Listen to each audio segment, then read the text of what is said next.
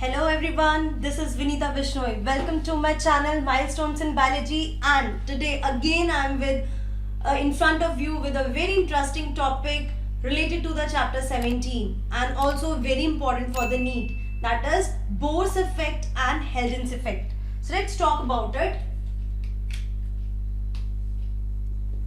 Bohr's effect और bourse phenomena भी आप बोल सकते हैं इसे. ये जो साइंटिस्ट था, he was a Danish physiologist and in 1904 उसने बोर इफेक्ट दिया था. बोर इफेक्ट का मतलब होता है action of CO2 on oxyhemoglobin. Fine. Action बोलो या इफेक्ट बोलो कि कार्बन डाइऑक्साइड का इफेक्ट ऑक्सीहीमोग्लोबिन पे क्या होता है, that was given by Bohr's and that effect is Bohr's effect. इनका जो पूरा नाम था that was Christian Bohr. Fine. अब ये जो प्रोसेस है that happens near the tissue. पिछले जो भी वीडियोस हैं उनमें मैं जो आपको समझा चुकी हूं कि टिश्यू लेवल पे एक्सचेंज कैसे होता है, लंग लेवल पे एक्सचेंज कैसे हो रहा है. बस उन्हीं सारे डेटा को यूज करके हम इस इफेक्ट को समझने वाले हैं. So what happens if this is the blood and these are the tissues. So what is happening when the hemoglobin reaches to the tissue? उस समय hemoglobin ऑक्सीजन से associated होता है, and as soon as it reaches to the tissues will start sending carbon dioxide into the blood.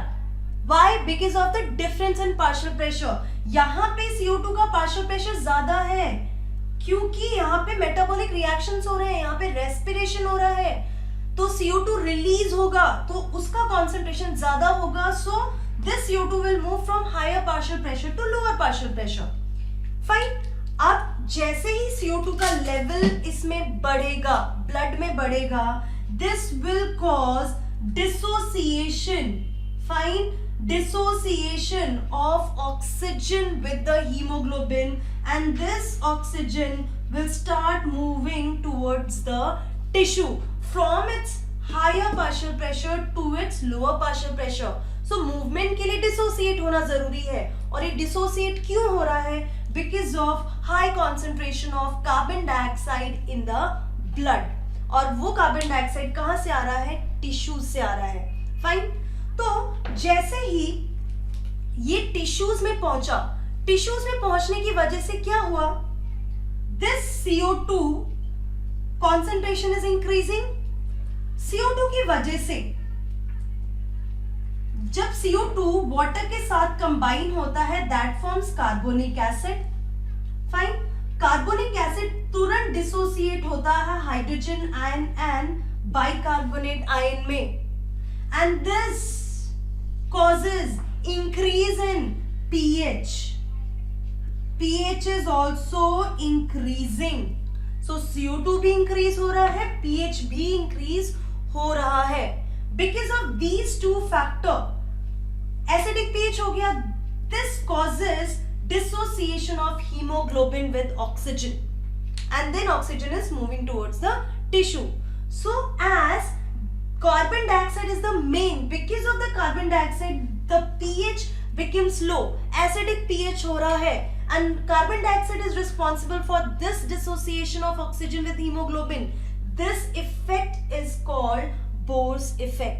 तो bourse ने ये बताया था कि कार्बन डाइऑक्साइड कॉन्सेंट्रेशन का इफेक्ट क्या होता है ऑक्सीहीमोग्लोबिन से. तो कार्बन डाइऑक्साइड के ज्यादा होने से ये दोनों ऑक्सीजन जो है वो हीमोग्लोबिन से अलग हो जाता है. Oxygen will dissociate with haemoglobin. This is what is called Bohr's effect. तो अगर आप इसको कोरिलेट करना चाहेंगे तो मैंने ऑक्सीजन डिसोसिएशन कर्व में बताया था about the carbon dioxide effect on the dissociation curve. तो डिसोसिएट ही हो रहा है ना.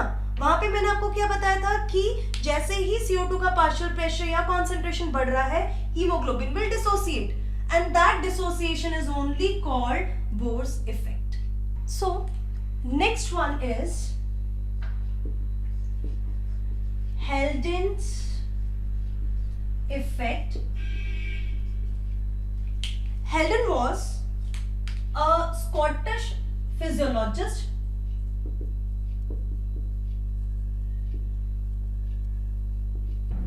Fine. जैसे बोर ने बताया था कि कार्बन डाइऑक्साइड की वजह से ऑक्सीजन हीमोग्लोबिन के साथ डिसोसिएट हो जाता है, एंड ये जो फिनोमिना है Bohr's effect that tells you और gives the information about the dissociation of oxygen and transport to the tissues. Bohr's effect आपको ये बताता है. हेल्डेन्स इफेक्ट में जो केस है वो ऑपोजिट हो जाता है. It's the effect of oxyhemoglobin on carbon dioxide release. Carbon dioxide release पे ऑक्सीहीमोग्लोबिन का क्या इफेक्ट होता है? सो ऑक्सीहीमोग्लोबिन की वजह से ही कार्बन डाइऑक्साइड रिलीज हो रहा है, and this phenomena is happening near the lungs. Lungs के पास ये फिनोमिना हो रहा है. Now I am making a diagram to make you understand better. ये एल्वेली है and this is the blood vessel. This is RBC. What happens here? Oxygen will come here and oxygen will react with hemoglobin and it will form oxyhemoglobin plus hydrogen ion will be released. So this is oxyhemoglobin and hydrogen ion जो release हुआ है, that hydrogen ion is going to react with bicarbonate. ठीक है. And bicarbonate से react होने के बाद ये बनाता है कार्बोनिक एसिड. फाइन. अब कार्बोनिक एसिड जो है कार्बोनिक एनहाइड्रेज की प्रेजेंस में it will form water and CO2, and this CO2 will be released into the lung. Fine. So here because of oxyhaemoglobin, ना ही ऑक्सीजन हीमोग्लोबिन के साथ react होता, ना ही हाइड्रोजन आयन रिलीज होता, ना ही ये हाइड्रोजन आयन बाइकार्बोनेट के साथ रिएक्ट होके कार्बोनिक एसिड बनाता, और कार्बोनिक एसिड को कार्बोनिक एनहाइड्रेज ने कार्बन डाइऑक्साइड एंड वाटर में डिवाइड किया, जिसके वजह से कार्बन डाइऑक्साइड जो है it will be moved into the alveoli. And ये जो भी सिचुएशन है ये क्यों आया? Because of high partial pressure of oxygen, high pH and low temperature. तो एल्वेलाई के पास जो है वो टेम्परेचर लो है. इन तीनों सिचुएशन की वजह से तो मेजरली स्टार्ट कहां से हुआ? Because of this oxygen. Oxygen के पार्शियल प्रेशर की वजह से ये स्टार्ट हुआ एंड कार्बन डाइऑक्साइड जो है वो रिलीज हुआ, and this is happening near the lungs. अब मैं आपको एक छोटी सी चीज यहाँ पे बताना चाहूंगी कि हीमोग्लोबिन ये वाला जो फॉर्म है व्हाट इट इज, क्या होता है? जैसे ही हीमोग्लोबिन जो है it is acting as a buffer.